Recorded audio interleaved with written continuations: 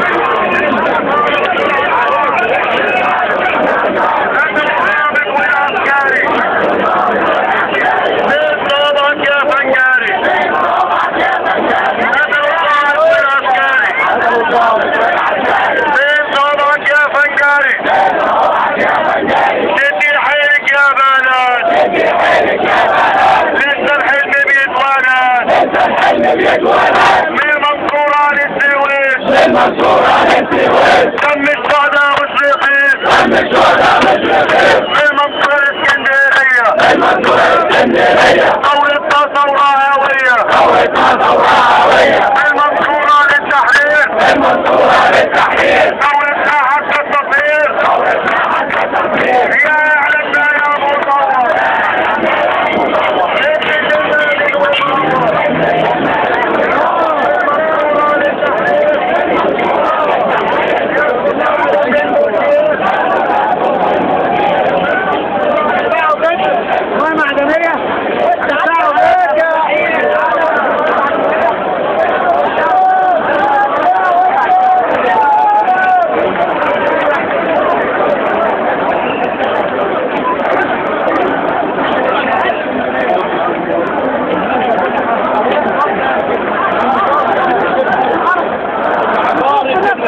شوف المية اللي بتطلع اعدام بالبطيخ يجي يشوف الطرق يجي يشوف المخابز والغاية الصيف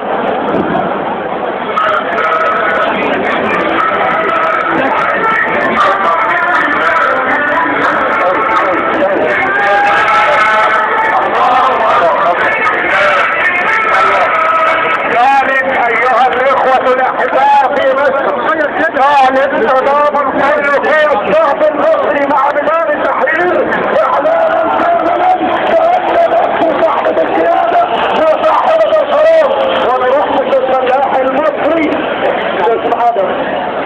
لكن يا جماعة فلاحين مصر كلهم قرروا يبدأوا نهضة الحرية بالسجية اللي احتلتها والمساجات والليل قرروا يبدأوا نهضة الحرية دلوقتي أيها الإخوة الأحباء جاءنا البيان التالي. أولا تحية لشعب مصر.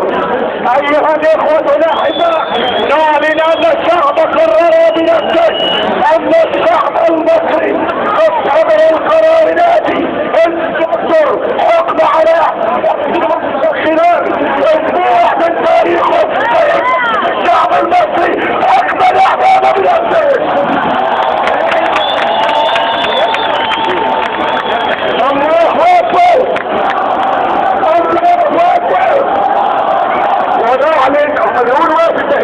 البيان بتاعهم خرب ولا تكسر ولا هنخرب ولا هنكسر، لكن نقسم لكم بالله يا مجلس يا عسكري لو محققت مطالب الشعب المصري الفقير قبل الغني لا يكون مصيرك زي مصر الحمد لله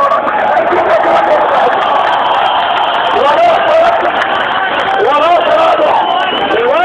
دلوقتي اللعبة اللي جاية في اليومين اللي فاتوا اللعبة اللي جاية امبارح لعبة بترد تعرف الحقيقة. بكره هيحصل ايه؟ باستدعاء المشير. شوفوا الفيلم اللي متركب ازاي. اذكروا الله.